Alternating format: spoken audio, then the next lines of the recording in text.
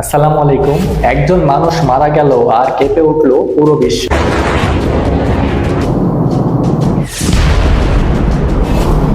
মধ্যপ্রাচ্যে সাইলেন বাজছে, তেল বাজারে আগুন। আমেরিকা ও ইসরায়েল হাই অ্যালার্টে, চীন এবং রাশিয়া কড়া নজরে। প্রশ্ন একটাই, আলী খামেনির মৃত্যু কি তৃতীয় বিশ্বযুদ্ধের সূচনা করে দিল, নাকি এটা শুধু নতুন একটা শক্তির খেলা শুরু মাত্র? আজকের এই ভিডিওতে আমরা জানতে পারবো খুবই গুরুত্বপূর্ণ একটা ইন্টারেস্টিং টপিক। এই একটি ঘটনা পুরো পৃথিবীকে যুদ্ধের দোরগোড়ায় এনে দাঁড় করাতে পারে। ইতিহাস বলে প্রথম বিশ্বযুদ্ধ শুরু হয়েছিল এক নেতার হত্যার পর। একটি ঘটনা, তারপর জোট, তারপর আগুন ছড়িয়ে পড়ে পুরো বিশ্বে। খামেনি মৃত্যুবরণ করল। এরপর একের পর এক লাগাতার ইরানি ক্ষেপণাস্ত্র গিয়ে পড়ল মার্কিন সেনাঘাঁটিতে। 1989 থেকে 2026 দীর্ঘ 37 বছর শাসন ক্ষমতা পরিচালনা করেছে, নিজে এক হাতে রক্ষা করেছেন খামেনি। 28 ফেব্রুয়ারি 2026 ইসরায়েলি স্ট্রাইকে মারা গেলেন আলী খামেনি। তার মৃত্যুর পর ইরান হয়ে গিয়েছে হিংস্র বাঘ। যাকে সামনে পাচ্ছে তাকেই ইরান এখন চিরে ফুঁড়ে খেয়ে ফেলছে। মধ্যপ্রাচ্যে থাকা আমেরিকার প্রত্যেকটি ঘাঁটিতে হামলা চালায় ইরান। কিন্তু আশ্চর্যের বিষয় হচ্ছে আমেরিকার ইরানের এই প্রত্যেকটা মিসাইল ইন্টারসেপ্ট করতে ব্যর্থ হয়। প্রশ্ন হচ্ছে, আমেরিকা কি এইগুলো ইচ্ছা করে করতে দিয়েছে, যাতে করে ইসলামী যে কান্ট্রিগুলো আছে সেইগুলোর সাপোর্ট আমেরিকা পায়? আমেরিকা কি চাচ্ছে? আমেরিকা কি চায় যে ইরানের জনগণ তাদের যে নতুনদের সরকারকে সরিয়ে নতুন সরকার আনুক, নাকি আমেরিকা চায় ইরাকের মতো ইরানকেও ফেইল্ড নেশনে পরিণত করতে?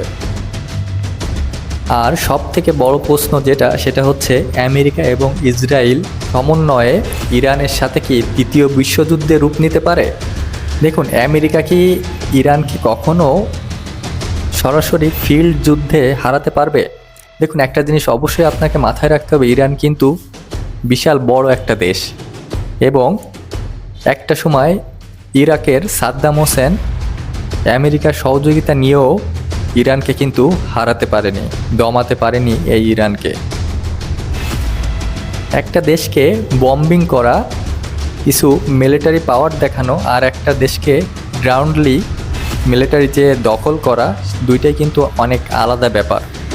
আজকে ইরানে বম্বিং করে টপ নেতা যারা আছে তাদেরকে মেরে ফেলা, আর সরাসরি গিয়ে ইরানে আঘাত আনা, এবং টপ নেতাদের মেরে ফেললেও আইআরজিসি কিন্তু ধ্বংস হবে না। আইআরজিসি হচ্ছে ইসলামী রেগুলেশনি গার্ড, যেটা হচ্ছে ভীষণই পাওয়ারফুল গার্ড এবং খুবই দুর্ধর্ষ এক সেনাবাহিনী। ইরানের টপ লিডাররা মারা গেলেও আইআরজিসি তাদের কাজ কিন্তু চালিয়েই যাবেন, এবং পরবর্তীতে যে সরকারই আসুক না কেন ইরানের ভিতরে কিন্তু একটা গৃহযুদ্ধ লেগে যেতে পারে। সেক্ষেত্রে আজকের ইরান পরিণত হতে পারে সিরিয়া বা লিবিয়ার মতো তেমনই একটা গৃহযুদ্ধের দেশ হিসেবে। ট্রাম্প এবং ইসরায়েল তারা বলছে তারা ইরানের ততক্ষণই যুদ্ধ চালিয়ে যাবেন যতক্ষণ না ইরানের রিজম চেঞ্জ হচ্ছে। এর অর্থ হচ্ছে আমেরিকা এবং ইসরায়েল দুইজনই চায় যে আলী খামেনিকে তো মেরে ফেলছে, তার যুগের যে নেতা আছে তাদের পতন হয়ে আমেরিকা ইসরায়েলের মতো কোনো নেতাকে সেখানে বসাতে। তাতে করে বোঝা যাচ্ছে যে আমেরিকা এবং ইসরায়েল ইরানে দীর্ঘমেয়াদী যুদ্ধের জন্য প্রস্তুতি নিয়েছে। কিন্তু কথা হচ্ছে, ইরান কি দীর্ঘমেয়াদী যুদ্ধের জন্য প্রস্তুত? এই মুহূর্তে ইরানের কাছে রয়েছে মাত্র 300 ফাইটার জেট, উল্টো দিকে আমেরিকার কাছে আছে B-35 এবং B-2 বম্বারের মতো পাওয়ারফুল এয়ারক্রাফট। B-2 বম্বার হচ্ছে এমন একটি এয়ারক্রাফট যেটা আকাশ প্রতিরক্ষা ভেদ করে যে কোনো জায়গায় যে তারা মিশন পরিচালনা করতে পারে, এবং মাটির নিচে 10 থেকে 15 কিলোমিটার গভীরেও যদি কোনো ভিত্তি স্থাপন থাকে সেটাও B-2 বোম্বার দিয়ে সেখানেও হামলা চালানো সম্ভব। তবে আসার কথা হচ্ছে, ইরানের কাছে আছে ড্রোন।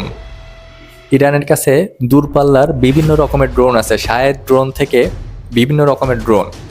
ইরান একটা জিনিস খুবই ভালোভাবে মেনটেন করেছে যে তাদের অর্থনীতি যেমনই হয়ে যাক না কেন, তাদের মিসাইল এবং ড্রোন প্রোগ্রাম কিন্তু তারা কখনোই বন্ধ করেনি। তার মানে আজকের দিনে এসে দেখা যাচ্ছে যে তাদের মিসাইল এবং ড্রোনগুলো কতটা বেশি কার্যকর হচ্ছে, সেটা আসলে এখন পুরো বিশ্বই বুঝতে পেরেছে। একটা লিস্টে দেখা গিয়েছে যে ইরানের কাছে এই এখন পর্যন্ত 2 থেকে 3 হাজার ব্যালিস্টিক মিসাইল রয়েছে। এমনকি চীন এবং রাশিয়া থেকে পাওয়া কিছু হাইপারসনিক ব্যালিস্টিক মিসাইলও ইরানের কাছে এখনও মজুত আছে, যেটার ব্যবহার এখনও ইরান করেনি। তবে কথা হচ্ছে, ইরানের কাছে গোলা বারুদের কোনো কমতি নাই, কিন্তু যুদ্ধ করতে সবথেকে বেশি যেটা প্রয়োজন হয় সেটা হচ্ছে অর্থনৈতিক কাঠামো। সেটা ইরানের কেমন? দেখুন, কিছুদিন আগে ইরানে যে হিউজ প্রোটেস্ট হয়েছিল তার মেন কারণ হচ্ছে ইরানের এই অর্থনীতি। ইরানের অর্থনীতি এখন এত তলায় নামিয়েছে যে তাদের দেশে একটা রুটি কিনতে তাদের কয়েক লক্ষ টাকা খরচ হয়ে যায়, এতটা নিচে নেমেছে ইরানের কারেন্সি। এছাড়া যুদ্ধ চালিয়ে যেতে আরও একটি জিনিসের খুবই বড্ড দরকার হয়, সেটা হচ্ছে স্ট্রং লিডারশিপ। আলী খামেনি এতদিন তাদের লিডারশিপ হিসেবে ছিল এবং তার এক কথায় সমস্ত কিছু নড়ত, কিন্তু তার পদে যে বসতে যাচ্ছে তার ছেলে, তিনি কি অতটা সুন্দর লিডারশিপ দিতে পারবেন? তার কথায় কি সব কিছু হবে? এটা কিন্তু একটা বড় প্রশ্ন থেকে যাচ্ছে। ফলে এই মুহূর্তে আমেরিকা এবং ইসরায়েলের মিসাইল ফেস করার সাথে সাথে তার ইন্টারলি তাদের যে নেতৃত্বের ঝামেলা, সেটাও কিন্তু তাদেরকে অবশ্যই ফেস করতে হবে। কিন্তু আমি কেন বললাম যে শুরুতে যে এই যুদ্ধ কি তৃতীয় বিশ্বযুদ্ধে রূপ নিতে পারে? এর কারণ কি? এই মুহূর্তে আমেরিকার 2টা এয়ারক্রাফট ক্যারিয়ার ইরানের 2 দিক থেকে ঘিরে রেখেছে। একটি হচ্ছে ইউএসএস আব্রাহাম লিঙ্কন, যেটা মোতায়েন করা হয়েছে আরব সাগরে, এবং ইউএসএস জেরাল্ড ফোর্ড, যেটা বিশ্বের সবথেকে দামি এয়ারক্রাফট, তার মূল্য প্রায় $14 বিলিয়ন, সেটা মোতায়েন করা হয়েছে জেরাল্ড সাগরে, মেডিটেরিয়ান সি অর্থাৎ ভূমধ্য সাগরে। যেহেতু দেখা যাচ্ছে যে আমেরিকা মিডল ইস্টের কোনো দেশ থেকে ইরানের প্রতি আক্রমণ করতেছে না, সেহেতু তাদের এই 2টি এয়ারক্রাফট হয়ে গেছে খুবই গুরুত্বপূর্ণ, এবং তাদের যে সাবমেরিনগুলো রয়েছে সাবমেরিনগুলো হয়ে পড়েছে খুবই গুরুত্বপূর্ণ এবং ভাইটাল রোল। এবং ইতিমধ্যে ভূমধ্য সাগর থেকে ইউএস জেরাল্ড ফোর্ড দিয়ে আমেরিকা ইরানের উপর মিসাইল ছুটছে অনবরত এখান থেকে।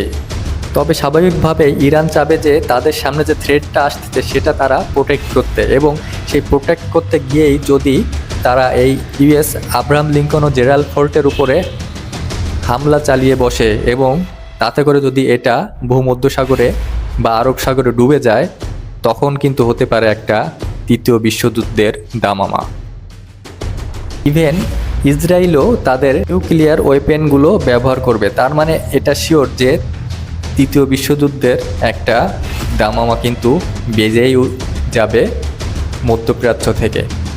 দেখুন, ইরানের মতো কিন্তু নর্থ কোরিয়াও কিন্তু আমেরিকার শত্রু, কিন্তু আমেরিকা কখনো নর্থ কোরিয়ার উপরে কিন্তু হামলা চালায়নি বা কখনো চালানোর সাহসও দেখায়নি। এর কারণ কি? এর কারণ হচ্ছে এই নর্থ কোরিয়ার কাছে কিন্তু রয়েছে নিউক্লিয়ার ওয়েপেন্স। দেখুন, এই পয়েন্ট অফ ভিউয়ের উপরে দাঁড়িয়ে ইরানের নিউক্লিয়ার ওয়েপেন বানানো কিন্তু জাস্টিফাই ছিল, এবং তারা কিন্তু তাদের নিজেদের রক্ষা করতে কিন্তু এটা বানাতেই পারে।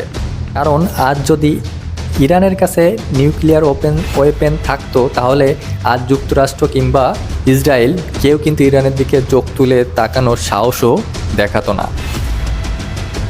ধরুন যদি ভেনেজুয়েলার মতো অবস্থা হতো ইরানের, এই যে প্রোটেক্টটুকু করতেছে ইরান, সেটুকু কিন্তু পারতো না। তাহলে ভাবুন একবার, ভবিষ্যতে যে আমেরিকার দুশ্মন যে দেশগুলো রয়েছে তারা কেন নিউক্লিয়ার ওয়েপেন্সগুলো বানাতে চাইবে না?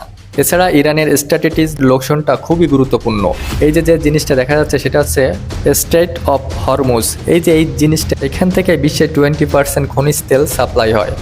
এবার কথা হচ্ছে, আমেরিকা এবং ইসরায়েল যদি ইরানের উপর এইভাবে কন্টিনিউয়াসলি করতেই থাকে, তারা একটা সময় ডিসপারেট হয়ে তারা কিন্তু এই স্ট্রেইট অফ হরমুজ এটা কিন্তু বন্ধ করে দিবে, এবং এখান থেকে কিন্তু কোনো তেলই আর পাস হতে পারবে না বিশ্বের বিভিন্ন প্রান্তে। বলে দেই, এই স্ট্রেট যদি কয়েক দিনের জন্য যদি বন্ধ হয়, তাহলে খনিজ তেলের দাম আকাশচুম্বী হয়ে যাবে। ইভেন এই কয়েকদিন এই খনিজ তেলের দাম অনেকটাই বেড়ে গিয়েছে, এবং যার প্রভাব আমাদের প্রত্যেকেরই পকেটে এসে পড়বে। বিশেষ করে আমরা যারা এশিয়ার কান্ট্রি রয়েছি তাদের পকেটে এসে পড়বে। এখন দেখার বিষয় হচ্ছে এই যুদ্ধ কতদিন চলে এবং এই যুদ্ধের শেষ ফলাফল কি হয়।